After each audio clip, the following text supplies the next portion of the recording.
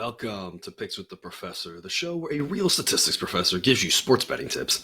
I'm your host, Professor Sides, and for the latest updates, information, and picks, you can find me on Twitter at Professor Sides. Today's Wednesday, August 10th, 2022. This episode covers all of today's Major League Baseball games. In case you're new here, I've built a mathematical model for win probability and totals using hitter and pitcher projections I've created along with weather data in order to make one moneyline pick on every game that's played 7 days a week, though there are no Sunday shows. That doesn't necessarily mean I recommend you do the same, as my goal in this episode is to share key information about today's games, give you a few things to think on, and explain why the model or I like or don't like a certain play in order for you to come up with picks that you are comfortable with. I never recommend blindly tailing or fading any pick, but rather to hear the justifications and thought processes to make sure you're fully on board with me or against me before investing your hard-earned money. As I go through my plays, remember that there are no locks in gambling, so what I'll give you are loves, likes, and leans to indicate my confidence level with respect to scaling wagers. And as always, please remember that good and bad variance will occur, so as much as I'd like to see will be profitable each and every day, that is an impossible reality for any gambler. I give that spiel at the top, and I do not recommend blindly backing anybody's plays.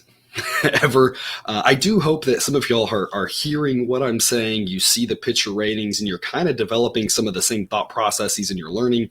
And even before I come out with numbers, you're kind of thinking along the same sort of lines, kind of realizing some of the same teams that are overpriced as I do. Hopefully you're mostly on the same page with me. It's been an incredible run.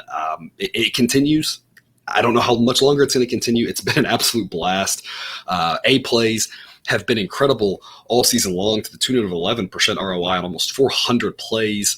Of the last 12 days, 10 of them have been profitable A play days on those moneyline picks. 13 of the last 16 B play moneyline days have been positive. So those B plays I keep talking about are coming along, and they were strong last night again. Things are just going really well. Again, the model's seeing things fairly accurately and just finding games that are mispriced, and things are kind of bouncing our way. I talk about good and bad variance. It's always more fun when we have these stretches, and we've had some good variance. We've had some good luck here, and it's not that the good luck is what's been making us profitable. It's what's making us extremely profitable, and that's the way it goes in this business, right? We want to make sure that when we have that good luck, we capitalize, and it's great days, and hopefully when we have some bad luck days, those are going to happen. Hopefully those bad luck days are only break even or so, and that's kind of what we've been seeing lately. It's been, like I said, a lot of fun. It's been a blast. I have no idea how much longer it's going to continue. Again, just remember, keep your wagers reasonable within your means. Don't go putting all your bankroll on a play just because I love it, right? Things have been going great. You just never know. Let's just keep being, it's slow and steady. And right now we've been really increasing that bankroll, and that's the goal. We don't want to get too over invested, but so far it's been a magical ride these last several many weeks. Before we get to the games I like today, as a reminder, please hit that like button if you're on YouTube. Also, if you aren't yet, please consider subscribing or following. It's free. The only way is when you turn notifications on to ensure you don't miss any of the college basketball, MLB, or college football content that this channel provides. Share with any others in the game. Hit me up on Twitter or drop a comment if you're on YouTube. I love those and try to respond to as many as I can. As a reminder, for those of you who like to bet on horse racing, we partner with Horse Racing Today. You can find their stuff at horseracingtoday.net. Got a team of 5 with over 125 years of combined experience in handicapping horse races. There's an angle they don't know or bias they can't identify, and today they've got a favorite play over at the Finger Lakes Race 8. You can check out their YouTube shows or website. The links are in the description. Got a nice slate today. Games spread out from earlier in the afternoon to later at night. So today's a great day to watch some baseball. Got a lot of really great plays today, I think. A lot of games that are priced fairly accurately. And as we go through those, we'll start off here at 1:10 Eastern with the Reds at the Mets. Mets are a massive favorite in this one again. It'll be a nice day out in New York, a little on the warm side, low 80s. Slight chance of rain, probably not going to impact things too much. Have to mention it because it's not impossible, but it should stay dry.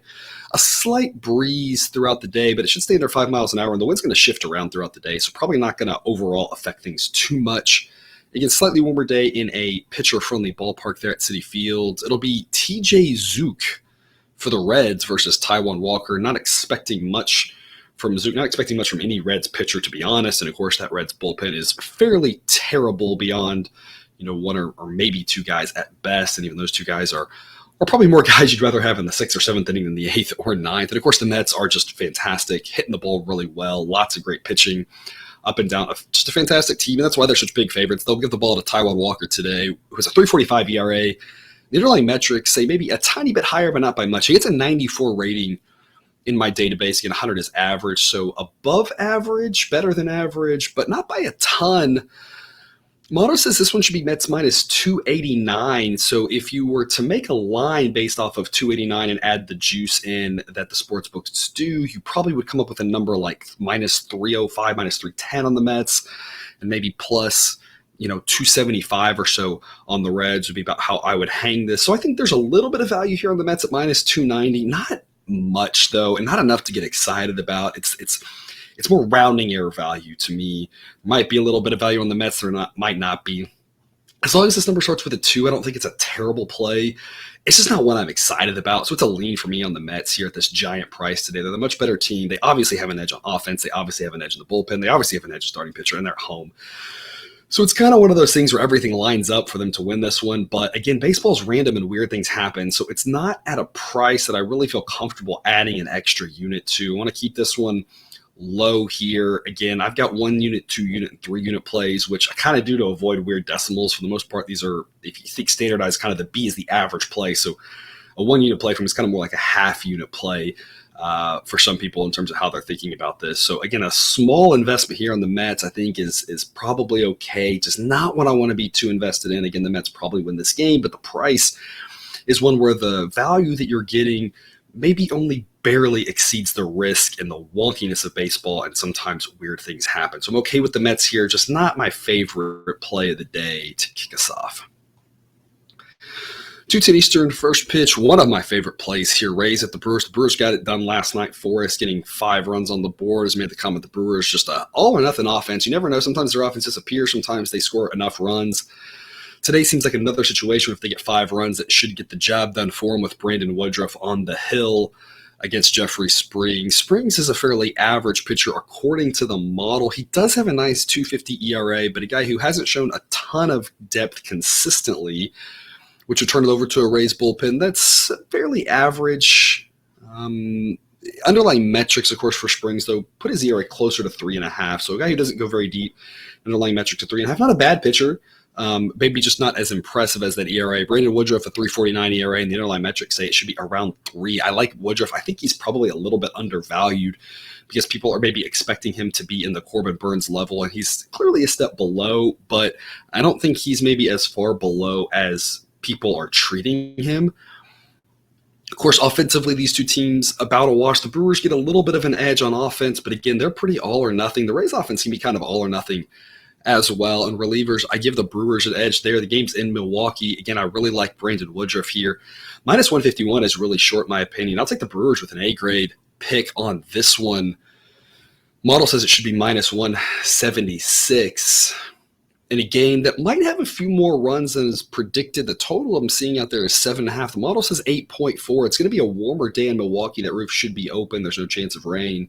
The temperature's in the mid-80s there in that part. Ball might kind of fly out a little bit. A little scary to go over in any game involving either one of these teams with how erratic they can be offensively. And Brandon Woodruff involved big. And the model thinks that 7.5 is a little bit of a short number. Either way, like I said, I love the Brewers here at this price, minus 151. I think it should be a lot higher than that. I think you should be having to pay more like minus 180 for the Brewers. This Brewers team is a team we've kind of zigged and zagged on with fairly good success here recently. A team that at times seems a little bit overpriced as giant favorites, but maybe a little bit underpriced here in a spot like this. So I'll be all over the Brewers here, especially at these prices. As much value as they offer, again, given the model thinks it should be about a quarter higher than it is. 2:20 Eastern, first pitch, Nats at the Cubs. I feel like I haven't gotten a pick right on the Cubs in over a week now, and that's kind of crazy with how well everything's gone, and it seems like, I'm on fire with every pick, but the Cubs have I zig and zag and just can't figure out the Cubs. They've been a frustrating team to watch. Every time, you kind of think they're, not going to do anything, they win, and then you have a spot like last night with Stroman against the Nats, and then, he's cruising along, and then that 4-run inning there in the middle kind of throws things off, and the Cubs come back and take the lead and then blow it again. Real frustrating team personally on the Cubs. Today, this afternoon game, it'll be a nice day out in Wrigley. Slight breeze blowing in at 5 to 10 miles an hour and temperatures in the mid to upper 70s. Josiah Gray versus Justin Steele. Gray is a 4.92 ERA, and the underlying metrics say it should actually be a tiny bit higher than that, gets a slightly below average rating. He was a guy who had looked good for a while there in the middle of the season and has kind of struggled again here lately. That's kind of why we always talk about not overreacting to 4 or 5 starts. Every pitcher has 4 or 5 starts where they look much better than they are, and every pitcher has 4 or 5 starts where they look much worse than they are. Josiah Gray at this point, just an average pitcher. Still a lot of potential. It still might be a really good pitcher down the road. But for right now, I don't think he's necessarily figured anything out, leading me to think that he's an ace right now. Not a bad pitcher, just not great. I like Justin Steele better, has a 3.67 ERA, and underlying metrics say it should actually be a little bit better than that. So a starting pitcher edge here for the Cubs. They have a little bit of an edge on offense. The Nats relievers rate a little bit better, but again, these are 2 bad baseball teams at this point that are below average in almost everything. You do have an above average pitcher in Steele. It's the only good thing happening in this game. To me, there are other afternoon games that are a lot more interesting than this one, and I don't really think there's a lot of value price-wise. The model says it should be Cubs minus 155, so I'll take a flyer on the Nats at plus 157 with the C grade. Maybe a little bit of value, worth a tiny investment here on the Nats at these plus odds, but I don't trust either one of these teams at this point. I hate backing the Nats. They did win last night. I just think this price is a little high on the Cubs. Nothing to do with last night. And again, I like Justin Steele. I've been kind of touting him all season as a pitcher I thought was undervalued. I just can't really get behind a number like minus 175 on the Cubs. Like I said, I just think it's a little bit too high. So for me, it's Nats or pass. And like I said, this a perfectly reasonable game to pass on, or again, make just a tiny investment on the Nats, in my opinion. Cubs probably win. It's just a steep price. And again, I didn't expect him to lose last night with Stroman on the hill. So losing here today, again, it's on the table in a sport like baseball, and it's just too steep of odds to pay on a Cubs team that just isn't that good. Model says here total should be 7.8. I'm seeing totals of 8, so fairly well-priced total according to the model. 3:35 Eastern first pitch, Angels at the A's. Mid-70s for this one in Oakland. A nice day. Winds will be blowing out around 10 miles an hour through the entire game. And again, what I was talking about with Oakland, situation where the ball doesn't carry very well at night there. Carries a little bit better in the day. We tend to have winds that stay a little bit stronger, a little bit warmer, a little bit better carry on the ball. Still a pitcher's park, though. Touki Toussaint will get the start for the Angels, a guy I feel like I haven't thought about in a long time, surfacing again. I guess this shows kind of the shape the Angels are in, having to turn to him to start. Of course, their offense still below average and relievers still below average. And obviously, we don't expect a lot from Toussaint. Maybe he goes deep and has a good start. Maybe he gets hit around a little bit. Of course, if he's ever going to have success, it'll be against this A's offense in this ballpark. So it sets up well for him, but I still don't think I expect too much. The A's will throw a pretty solid pitcher out there in Paul Blackburn. 4.28 ERA. Underlying metrics say it should be a little bit lower than that. One of the rare pitchers who somehow has an ERA higher than the underlying metrics despite pitching in Oakland. Half of his games in that pitcher's park tends to give situations for pitchers to have ERAs better than the advanced metrics for A's pitchers. Not the case here, though. So not a guy who I want you to look at that 4.28 ERA and say, oh, he pitches in Oakland, he's bad. Just a guy who's had kind of some bad luck the way the ball's bounced a little bit. I think he's still a solid pitcher, fairly average. Again, a guy who's perfectly reliable. Not ace material, of course, but there's nothing wrong with that. With an A's offense, it's not good, and a bullpen that's not good. So, another situation where I think there's more interesting afternoon games. I think this game's priced fairly well, personally. Model says A's minus 118 should be slight home favorites here with Blackburn on the bump. Again, a guy that's not a bad pitcher, but at a price like minus 121, it's hard to get that excited about the A's. It's hard to get that excited about playing the A's as favorites in general, even if they're playing a team as terrible as the Angels. They've lost the first 2 games here in this series. I think they got a chance to salvage a game with Blackburn against a guy like Toussaint, and I'd rather be on the A's than the Angels just because I don't know what I'm getting from Toussaint, having not made a major league start in what feels like ages. But it's, again, laying a number with the A's is not something that you really want to do with any reasonable percentage of your bankroll, in my personal opinion. So I'll be on the A's here, but at this number, it's just a lean. If I could get a number more like minus 110, now we're talking about B grade where it's not as bad, minus 105, you're getting a little more excited about that. If you're getting closer to even money, but again, laying a price with the A's is just never a great feeling, especially now that they've traded their ace in Montas. Total-wise, model says 7.6. I'm seeing numbers of 7.5, so a total that I think is priced fairly accurate here. If this was a night game, probably more like 7. But in the day, I think 7.5 is a fairly accurate number, so not a total even that I think is worth an investment. 4:10 Eastern, first pitch, Giants at the Padres. Padres getting a win last night with their newfound hitting prowess in a game that Josh Hader blows again. Guys really had a rough stretch here after starting off the season and looking like his dominant self, however many scoreless innings or scoreless outings he had, it seems like in a row. Only giving up, I think, one run for a long, or an outing in a run in one outing for a long stretch. Looks fairly terrible for a long time. Get straight into the Padres. Blows last night. The Padres did come back and still win as they put up 7 runs last night. Their offense finally starting to maybe click a little bit. Again, they have the talent, and baseball's a random sport. You know, you look bad for a week and it doesn't really mean anything. I thought the Padres had been overpriced because people thought they were probably better than they were. They didn't look that good. Doesn't mean they aren't that good. I still think there's what they were before. I don't think that week really changes my impression of them at all. Today, they're favored again against the Giants in a game that they have an edge pretty much all around the diamond. It'll be a nice day in San Diego, low 80s. Winds will be blowing kind of out and kind of across 5 to 10 miles an hour, so maybe a little bit of a boost to the bats. It'll be to right field, though, so it might help the lefties a little bit. The righties, it's really hard to see how it helps them that much. If you're a righty, maybe you're going opposite field, but for the most part, your power, of course, is to the pull field, and it kind of helps you, I guess, a little bit. Maybe if you hook the ball foul and out, blows it fair, but might help the lefties out a little bit. It might also be more across than anything else. So maybe a slight chance it helps the hitters, but probably not, even though it might get up to about 10 miles an hour. I don't see it affecting the game too much. Mainly we've got a pitcher-friendly ballpark, but a little bit warmer of a day, so one of the ball might carry a little bit more.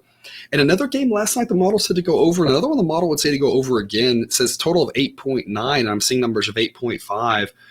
It's hard to really trust either one of these bullpens. I'm always talking about the Giants bullpen being terrible. The Padres bullpen rates out still better than average. And of course, you still have to think Hader is good. But the way he's pitching right now, puts them in a tougher spot. So, the Padres bullpen, again, may be okay, but otherwise, the Giants bullpen's fairly terrible. Jacob Junis will get the ball to start for the Giants. Well, he does have a 3.05 ERA. He's not a guy that we think is going to go very long. Getting into that Giants bullpen, again, usually spells disaster for them. And the underlying metrics say his ERA should be closer to 4. So not a bad pitcher, just not a great one. And then Sean Manaea for the Padres. What do you do with Manaea, right? He looks fantastic at times and then terrible at times. There's very rarely any in between with him. And he'll have stretches of these and then randomly throw an opposite start in there. So it's not even that you can consistently say when he's bad, when he's good, because he'll have stretches where he's really pitching well and have one clunker in there, and he'll have stretches where he looks terrible, like right now, and then randomly throw well. The guy's just all over the place. His ERA's ballooned out to 4.74. The underlying metrics do say it should be around 4. At this point, I still think Manaea is better than average, but the how much better than average is dropping by the start, it seems like, for him.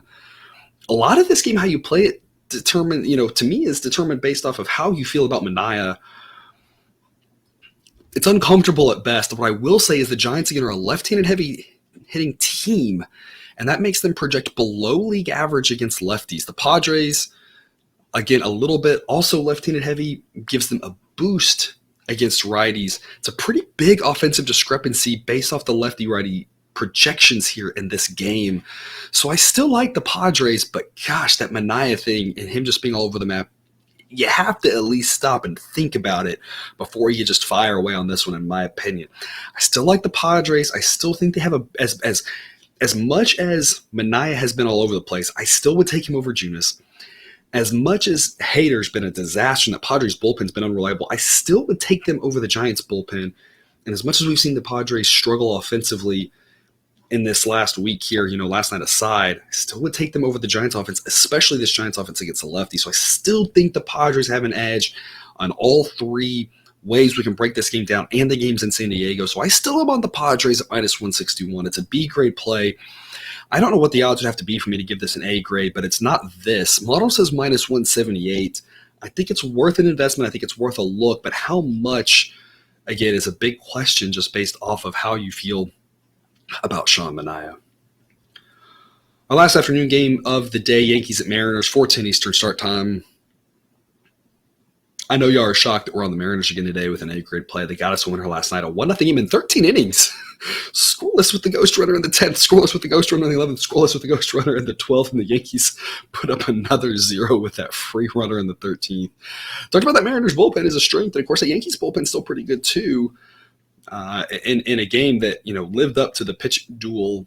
Bill and Castillo was fantastic, 8 scoreless innings, and that Mariners bullpen did the rest of the job. But again, we say Yankees are overpriced, and there's value in the Mariners. There's no difference today. I think you probably saw this coming. Plus 112 at home is an A-grade play for me on the Mariners. I've got the Mariners as minus 108 favorites. I think they should be slight favorites. It's a coin-tossy type game, no different than last night.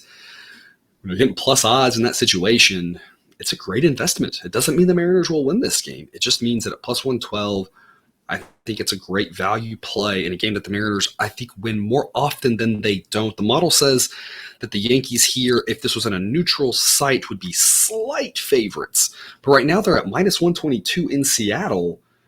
Seems way too much for me. I love the Mariners here today. Nestor Cortes versus Robbie Ray, 2 lefties that I've got rated fairly similarly. Cortes does have a better ERA at 2.57 compared to Ray's 3.96. Ray's gotten hit around a couple times by the Astros to inflate that ERA. An Astros team that somehow can't beat the A's but destroys the Mariners. Again, baseball's weird. But the underlying metrics for Cortes have his ERA more in the mid-threes, mid-upper threes, which is fairly similar to where the advanced metrics have Robbie Ray. So I don't see how you can really say that Cortes is a much better pitcher. He's had better results this season. Absolutely, I wouldn't deny that. And the ERA being almost a full run and a half better is proof of that. But I have Ray at right around the same skill level as Cortes. The underlying metrics would say they've actually pitched fairly similarly. And of course, Ray has a longer track record as well. And Ray's a guy who's probably going to give you an extra inning, which again matters, especially given how much work the top of the bullpens got last night, how many high-stress pitches they were throwing with all those free runners placed on second base. So I really like the Mariners here with Ray. Again, not that I dislike Cortes. I just think it's pretty even with regards to starting pitcher matchup. Again, as I said yesterday, I think the Mariners have the edge with regards to bullpen. I love this bullpen. We saw it again last night. Not that the Yankees bullpen's bad, but I love this Mariners bullpen. Yankees offense better than the Mariners offense, but game in Seattle, I think all that kind of washes out again. Plus odds makes a lot of sense to me here at plus 112. A great pick on the Mariners. I don't really know what else there's to say about it other than we're still in the Mariners most days. They've been really good to us. I don't see why we should stop riding. Doesn't mean they'll win today. I just, again, love the plus odds. And again, it has a total of 7. The model says 6.9. And a slightly chilly afternoon in Seattle as, again, that roof should be open. It should be a nice day, but temperatures more in the mid-60s there. Ball not really going to fly. And again, 2 pitchers and 2 sets of relievers that you really have to like. Julio Rodriguez might make a return today, and if so, that's going to be a huge boost to the Mariners. Again, giving them an extra right-handed bat, as they're a little bit left-handed heavy these days, which doesn't put as well going against the lefty. Not really expecting Rodriguez back, and I'm not projecting him back. This number does not include Rodriguez whatsoever. If he does come back, I love this Mariners play even more. Of course, the odds probably jump as well, but based off of the reports, reading between the tea leaves, I just didn't get enough optimism that while he's eligible to come back today, it just doesn't seem like that's what's going to happen. Maybe they're playing it coy and they will, and if so, I would love that, but it's not something I'm counting on. If so, it's just an added bonus to get him back. So the night game, 7:05 Eastern start time, Marlins at the Phillies. It'll be about mid-80s in Philadelphia to start, around 80 degrees to close, slight breeze around 5 miles an hour blowing out to right center field, and some more rain in the area. It caused some delays last night. Have to keep an eye on that again tonight. They got 9 in last night. They ought to be able to get 9 in tonight, as the chances of rain are more between the 25 and 50% mark. So some rain potentially, not nearly as bad as last night, but you just never know this far out.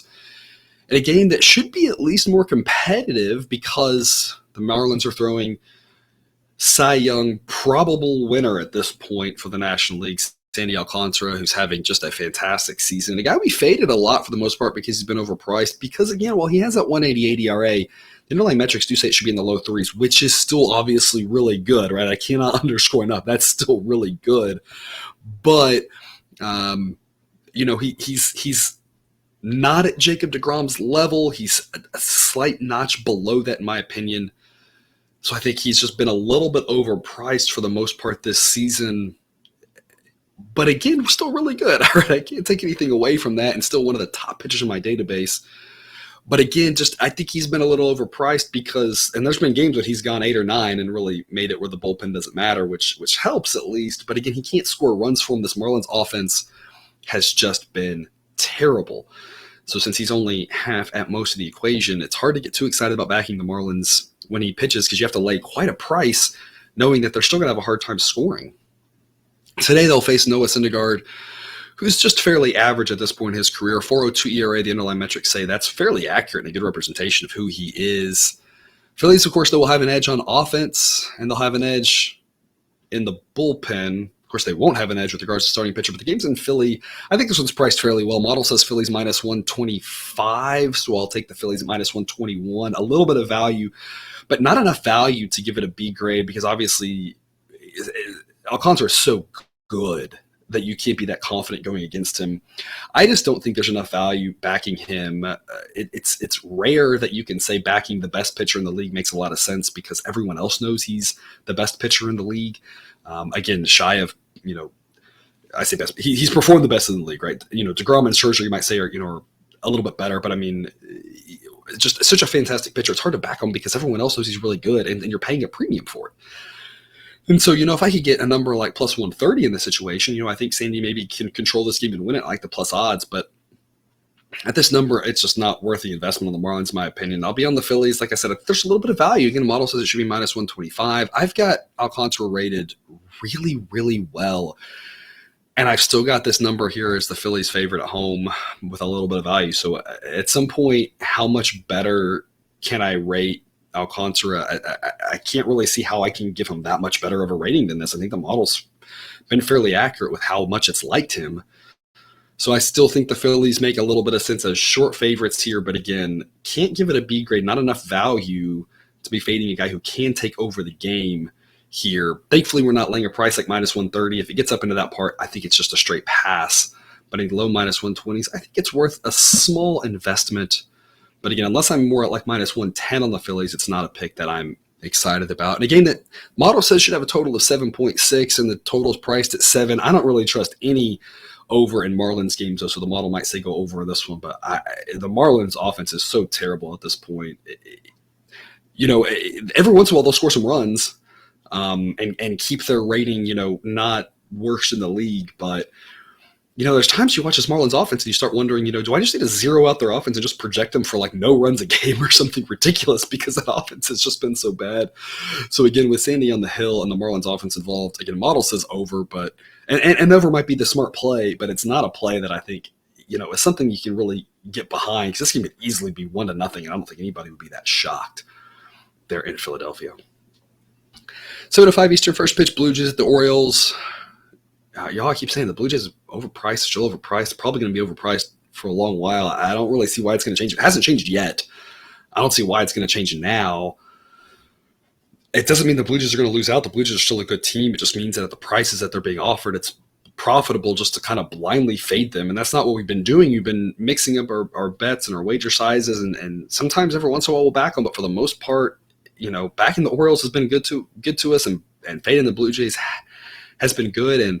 And the reason I have the model is to help us know when that strategy stops being good, right? When you have a strategy that's kind of working, a team you're backing, you talk about the Mariners, right? Talk about the Phillies, a team you've been backing a lot. Orioles, a team you've been backing a lot, right? The reason I built the model is for us to mathematically say, okay, now the price has caught up. The price isn't catching up with either one of these teams, in my opinion. I'm on the Orioles again today at plus 133 with an A grade. I got us winners here in the first 2 days. First night with an A grade, last night with a B grade. Decent plus odds again today here. I think there's a lot of value on this play. And a game that I think the Blue Jays should be favored in, but only by the smallest of margins. Model says Blue Jays minus 115 in this one. It'll be a nice day in Baltimore, low 80s to start, upper 70s to finish, but there is rain in the area. We're talking 60 to 70% chance of rain, so rain could really affect this game, could shorten the game a little bit as well. So just something to really keep an eye on here. One of the bigger question marks with regards to rain tonight. Winds will stay under 5 miles an hour, no wind effect there. Again, to the total, I'm seeing priced at 8.5. Model says 9 on this one, so maybe a slight lean to the over. Jose Barrios for the Blue Jays, starting to pitch a little bit better for the most part, but still just barely better than average. He does have a 5.19 ERA on the season, and the underlying metrics say it should be in the mid-4s, so he's had a little bit of bad luck. But for the most part, Barrios is just a little bit better than average. He has, again, pitched better as of late, so something to keep an eye on. And I still think he's better than Dean Kremer, who does have a 3.43 ERA, but the underlying metrics say it should be more in the low 4s, and obviously Barrios is going to give you more length. So I think you have a little bit of upside actually with both pitchers.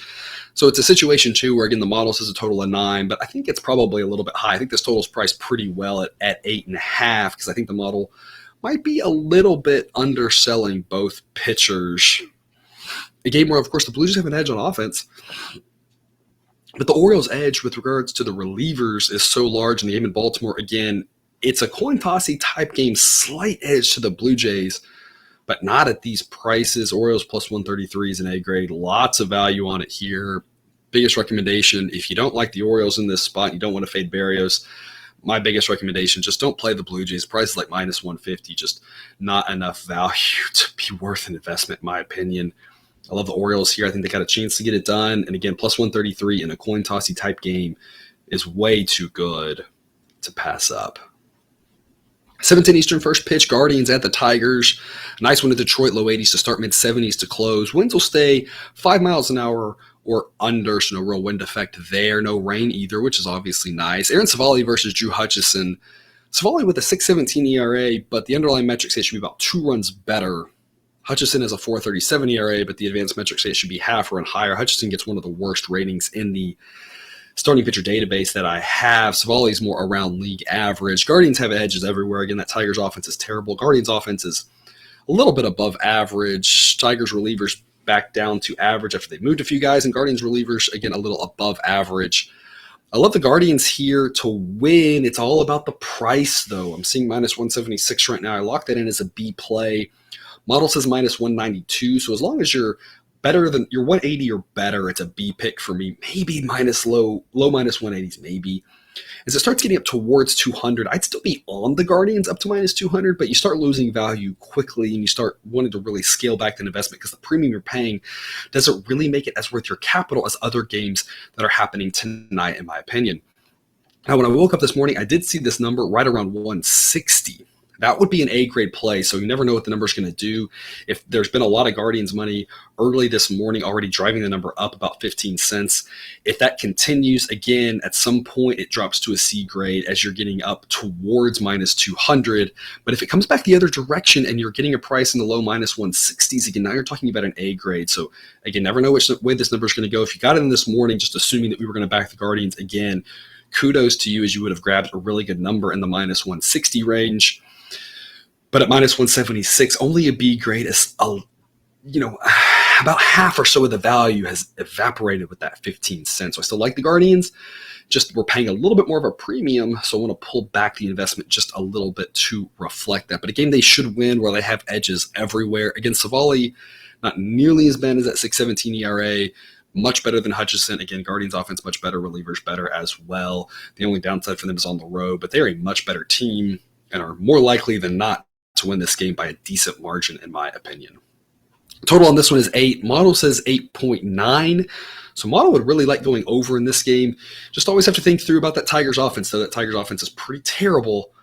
So that's kind of the caveat there is they could easily only score 1 or 2 runs. But if you think the Tigers can get a couple, help you out, maybe the over makes sense. Maybe a Guardians team total over makes a little bit of sense. That offense should be able to tee off on a guy like Hutchison. So again, the model kind of likes over.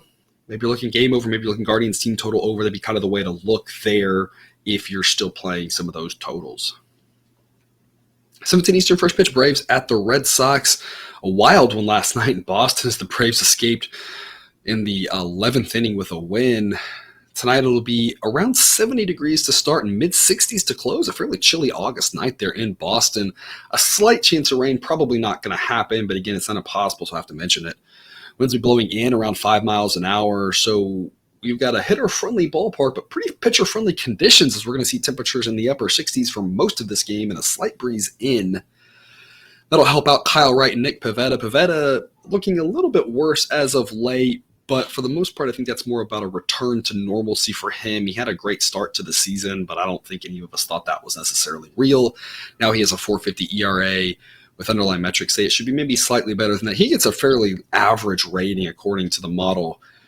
Kyle Wright's a guy we've liked to back all season, and a guy that has had fantastic results, a 3.22 ERA, and the underlying metrics say it should be about in the 3.5. So not really any smoke and mirrors. Kyle Wright's a guy that we've backed all season, liked all season. I've been praising all season, backing him early on into the middle part of the season when I said I don't think that people realize just how good he is and the value that he offers. I think that might be kind of changing at this point. I think we all kind of seem to realize how good Kyle Wright is, that it's not smoke and mirrors, that it is for real. Again, I called that early. I'm sure some other people did as well, but I think maybe now it's kind of like the book's out on him that he's a good pitcher. He gets an 85 rating according to the model. And a lot of times when I look at these, I try to figure out how people are being priced. I don't think I could be any more generous to Kyle Wright. He's good, but when you start looking at the pitchers that the model gives an 82, it's guys like Brandon Woodruff, and I still would have Kyle Wright a hair below Woodruff, And so I think this 85 rating for him is pretty solid. I really don't think that he's being mispriced by the model, which leads me to believe that this number is fairly accurate here. It says Braves minus 124. So for me, it's the Red Sox or pass. Braves minus 145 or so is the number that I'm seeing out there. And the bottom line to me is in the 140s, it's just too steep of a price to lay that the Braves are more likely than not to win. I love Kyle Wright, but this Red Sox offense grades out better than the Braves offense. The game's in Boston. Pivetta is not a bad pitcher. And of course, the Braves have a huge edge with regards to relievers, but again, it's all about the price here. And to me, laying prices like minus 140 in the Braves is a long-term recipe for disaster. I think it's Red Sox or pass. If you want to pass, I think that's fine. The model says there's value on the Red Sox here, so I'll take them at plus 131. I think it's worth a look to see if you can agree or not. Again, number that according to the model is 124. So plus 131 offers a little bit of value here on the Red Sox. Not enough for me to get really excited about fading Kyle Wright. Now, if I could get prices in the upper 130s to 140, at that point, you're probably talking about a B play, and I don't love fading Kyle Wright, but the value is too good to pass up. At this point, though, I'm keeping it at a C-grade play just because I need a certain amount of value before I fade Kyle Wright, just because he's been so good to us this season.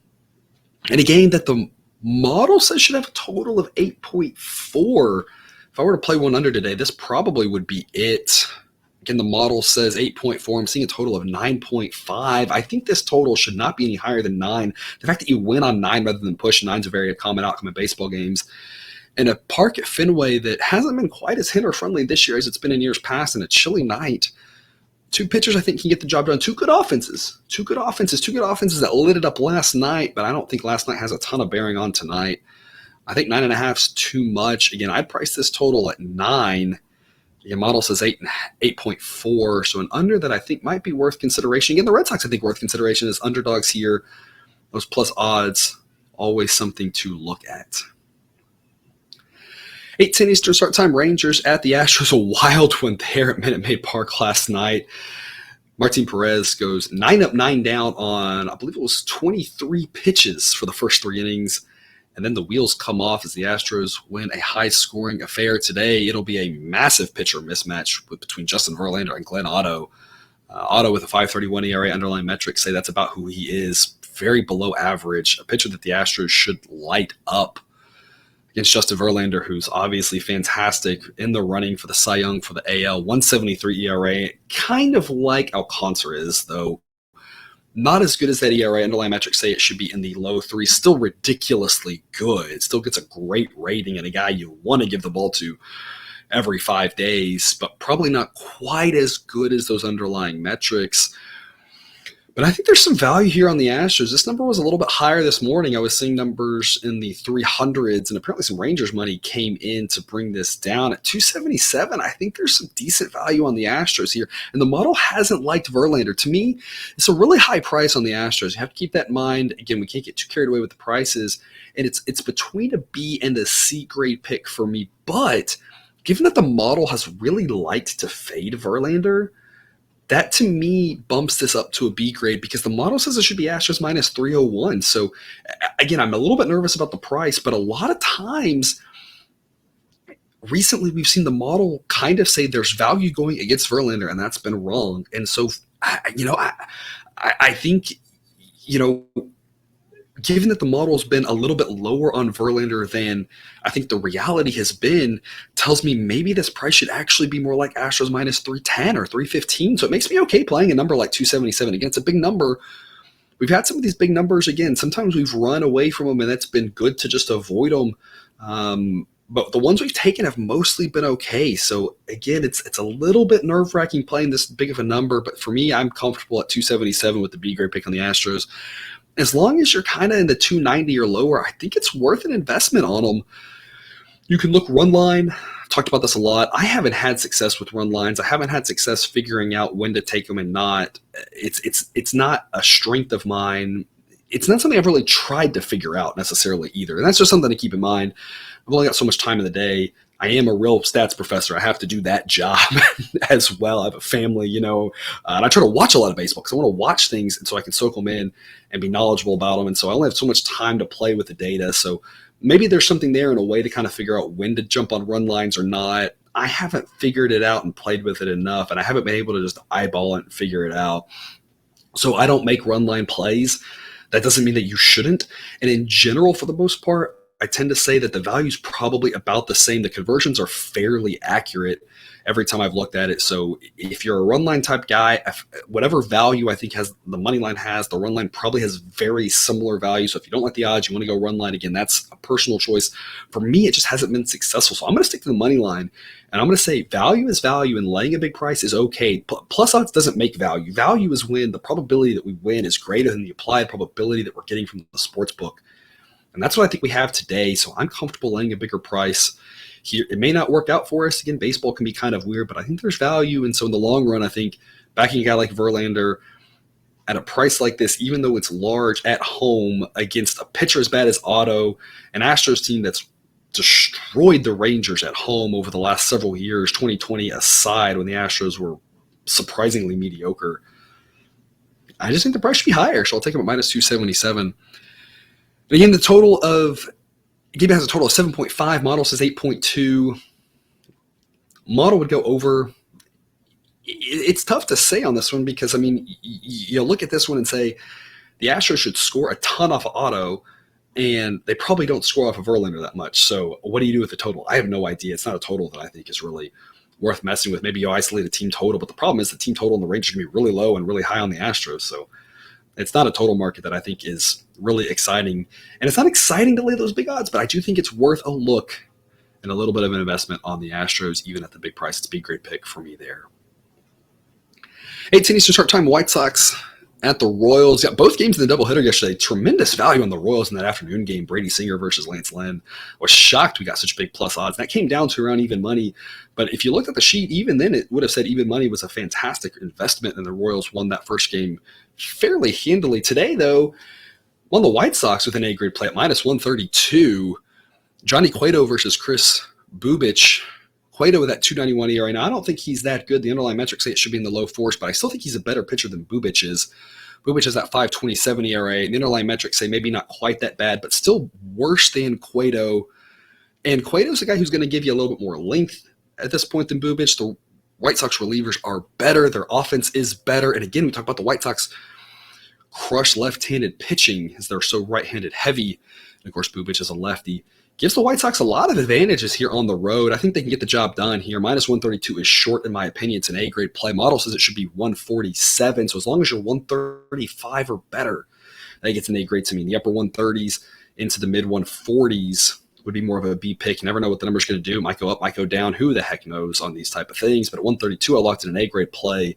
I love the White Sox here on the road. I think that Cueto's the better pitcher. They have a better relievers. They have a better offense. And so it's a short number. 132 is not that big of a price. It's an A-grade pick for me. Total of 8.5, and the model says 8.9, so it might be an interesting situation to look over. You have a fairly hitter-friendly ballpark in Kansas City. You do have mid-80 temperatures to start. It will cool off a little bit, but it'll still be in the upper 70s to finish. So not a chilly night. Maybe not a hot one where the ball's really going to fly, but of course, Kauffman, a hitter-friendly ballpark, starting off around 85 degrees. White Sox can put up some runs off of lefties. Might be worth a look at the over. Wind-wise, we are talking about winds blowing in, but only at around 5 miles an hour. So probably not too much of an effect there. Bottom line is White Sox hit lefties really well and should put up runs against Bubic and a subpar set of Royals relievers. Royals probably put up a couple. I think the White Sox got a good chance to get something like 5 or 6 runs here, and that's going to help us get to an over. But again, main investments, the White Sox minus 132, I think, is a great play, as that number is a little short in my opinion. 8:40 Eastern start time. Cardinals at the Rockies. A wild game in Coors last night with the Rockies scoring about 100 runs, it seems like, on Miles Michaelis. Michaelis was a guy I talked about was not as good as that ERA. The underlying metrics were not supportive of those numbers, and kind of came back. All that regression came back in one start. Baseball's weird, right? Baseball's weird is all I can remind you about. Just you can't forget that, right? It's not like a sport like basketball. A lot of times, the better teams, if they go out and play, tend to be better teams. And in baseball, you see weird things. I don't think anybody quite expected that last night. Rockies winning, sure. Rockies winning in that fashion, putting up a 9 spot in the third inning after already getting some runs early on. Quite an outing for them. Tonight, there should be some more runs as well. We're going to start off, like I said yesterday, I said there's a chance for some runs with it being a little bit warmer to start. Same thing here tonight, around 90 degrees to start in a hitter-friendly ballpark. Winds blowing out around 10 miles an hour the entire game. It will cool off to around 80 degrees to finish, but it'll be fairly warm, especially early on. Winds blowing out in that park. I expect a lot of runs in this game. I'm seeing a total of 11.5. I think that's short.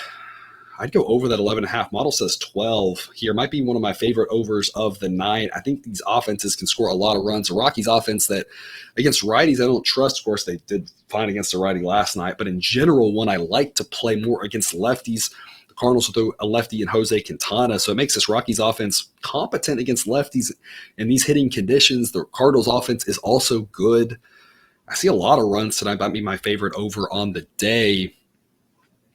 But with regards to the side, I will take the Rockies at plus 135 with a B-grade pick. I think there's value with this number. The model says it should be 130. I think this is going to be a high-scoring, who-the-heck-knows type game. I have Quintana as a better pitcher than Freeland, but I'm not convinced it's by that much. It's probably rounding error at this point. When you have a toss-up with regards to the starters, and again, the Rockies being more competent than lefties at home, a huge home field advantage, their relievers obviously worry me. It's why I think the Cardinals should be favored. And again, the model says they should be favored to the tune of minus 30, even on the road. But I think the Rockies are worth a look at plus 135. As long as it's plus 130 or better, the Rockies probably worth a small investment, depending on what kind of odds you can get. I'll give them a B-grade play here. They play better at home. And like I said, I don't mind playing them against lefties, as they hit lefties fairly well. Both these pitchers around average or slightly better. Quintana has a 3.39 ERA in the season. Underlying metrics say it's about how good he's been. So again, a great season for Quintana. Not a guy I'm looking to fade, all about the price there, but a guy who's having a solid year. And Kyle Freeland with a 4.56 ERA. And again, that's partially inflated by pitching in Coors. So a guy in Freeland who's a solid pitcher here. Again, I think it's fairly toss-up in a lot of areas of this game. High-scoring game. It'll be kind of about which routine fly ball gets over the fence and which one doesn't. And in a situation like that, I think plus 135 offers some value here on the Rockies. 9:40 Eastern, first pitch, Pirates at the Diamondbacks. Mitch Keller versus Madison Bumgarner. Keller's a guy I've talked about. It's not bad, and a guy who was undervalued for a bit of the season, a guy we tried to back there from time to time. 4.21 ERA, underlying metrics say it should be around 4. Gets a fairly average rating. Again, a solid pitcher for the Pirates. Of course, the problem for him that their relievers are terrible and their offense is terrible. So he's the only bright spot tonight for that team. Against Madison Bumgarner, who has an ERA at 3.96. Underlying metrics, though, say it should be more in the upper 4s. A guy who, again, probably pretty average as well. Model likes Keller more than Bumgarner, but again, I think it's kind of a rounding error. Neither guy is great. Neither guy is bad. Just kind of average starting pitching, but as bad as the Diamondbacks relievers are, I still like them more than the Pirates relievers. And as bad as the Diamondbacks offense is, I like them more than the Pirates offense. And the Diamondbacks, again, a little bit left-handed heavy on the bat, so they project better against righties. Almost a league average offense against righties. I said it last night, and I'll say it again. The reason I took them last night with the B-grade pick is the same reason why I'm backing them tonight. I think in general that this Diamondbacks offense is just better than the Pirates offense by enough of a margin that that's really the only thing that matters in this game. all the relievers suck and the starters are just kind of mediocre. But the Diamondbacks offense is the difference maker in this game at home. I think they win. I'll take them at minus 152, but it's too steep of a price to get excited about. It's only a C grade pick for me. Model says Diamondbacks minus 151. So if you're in this 150 range, it's worth a look, but only a small investment in my opinion. It's the side I want to be on. Minus 152 is not a bad price. It's better than minus 160, but if you're eyeing a price like minus 160 in the Diamondbacks, to me, that just becomes a stay away type situation. It's just really too steep to really like, but I don't want to be on the Pirates on the other side until I'd be able to get a number like plus 160, which would mean that this number moved a ton, which is possible. You never quite know. But we're eyeing it right now. I think the Diamondbacks are the side to be on. It's just about where the number is determines the size of your investment. This number drops. I'm very comfortable adding a second unit to the Diamondbacks and upping this to a B grade. So something to keep an eye on, especially as the B picks have done really well. This number drops into the mid minus 140s, especially the low minus 140s. You're talking about B grade caliber, and I will want that second unit on. I'll tweet that out and I'll update the sheet on it as well in case you want to follow along there. But of course, you can see it yourself. And again, if you're getting a number in the mid to low minus 140s, I like the Diamondbacks a lot more there. But over minus 150, it's still the side I think is worth playing. But it's hard to get too excited about that number. A game that the total is 8. Model says 9.1. Model basically says that all the relievers are terrible enough that there should be some runs in it. So the model really likes this over. I don't know personally with these two teams.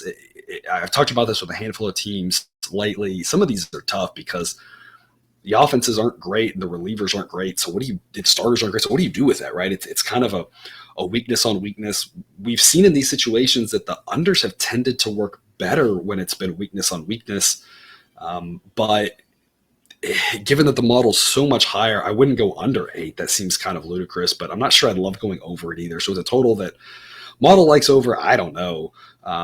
The main thing here is I'm just kind of hoping that this number goes down and we can get a better investment on the Diamondbacks at a better number later in the day. And to wrap us up 10-10 Eastern, first pitch, Twins at the Dodgers. A nice night out in LA, upper 70s to start, low 70s to finish. Slight breeze blowing out pretty consistently the entire night, not dying down, so it's a little bit unusual, being in the 5 to 10 mile an hour range. No line on this one yet, as I believe they're making a number on this one because we assume it'll be Ryan Pepio for the Dodgers against Sonny Gray. That's kind of, what we're waiting on. Gray, of course, a very good pitcher, 3.19 ERA. Underlying metrics say it should be about a half run higher than that, but still a good above average pitcher. If it is Pepio for the Dodgers, probably fairly average. He does have a 2.76 ERA. Of course, that's only in 16 innings. He hasn't offered a lot of length, and he's not a guy that you expect the Dodgers to try to really extend. They've got a good bullpen, so they'll probably tell him 2 times through the lineup, especially against this Twins offense, and you're done. Underlying metrics, of course, for him in those 16 innings, though, not good, more in the mid-4s. So a prospect who might one day be pretty good. At this point, though, I'm just thinking he's probably around league average. So Twins have an edge there in the starting pitching department. If it is Pepio here tonight for the Dodgers, bullpen's probably fairly even. Both bullpens project pretty solid out as the Twins have added some reinforcements here at the trade deadline. Dodgers slight edge on offense. Of course, the Dodgers being home. Dodgers should be favored in this one. The question is by how much. And the model says, again, if it is Pepio, that his lack of length and being just average compared to an above average pitcher in Gray kind of balances out the Dodgers' edge on offense and says the Dodgers basically have home field advantage, and that's about it. Model says Dodgers minus 116. And so if it is these two pitchers, we'll be on the Twins. The question will just be what sort of number we can get. Will it be an A grade or a B grade? Didn't work for us last night. The Dodgers team is really good. Joe Ryan got hit around a lot. And of course, that was the big question mark there. Not to say that Sonny Gray can't get hit around, but in general, you've got a better starting pitcher here for the Twins. They got a chance in this one.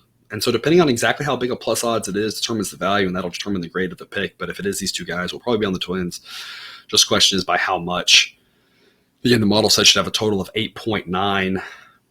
I think 9 seems about right. 8.5 in that ballpark seems about right, but it'll stay fairly warm for standard LA night, and the wind will stay blowing out. So a total of 9 doesn't seem that crazy in my opinion, because like I said, it's not going to drop into the 60s, and it's not going to be one of the wind dies down. So again, we'll update that with the pick, and if I need to update the number, we'll do so later once we have more information. So recap right now, I've got 4A plays for us. Again, maybe a fifth one on the Twins, depending on the number. We'll see on that one. But right now I've got 4 of them. I've got the Brewers minus 151 at home against the Rays. I've got the Mariners at plus 112 at home against the Yankees. I've got the Orioles at plus 133 against the Blue Jays. And I've got the White Sox at minus 132 at the Royals. And that's all I have for you today. Thanks for tuning in to another episode of Picks with the Professor. And a reminder to check out the Google Sheet for model picks, projections, and results. You can find that link and more at the website, www.pickswiththeprofessor.com. If you haven't done so yet, please click that subscribe button to ensure all the sports betting content we provide on this channel is dropped right into your feed. I will see you tomorrow. And until then, remember, you can eat your betting money, but please don't bet your eating money.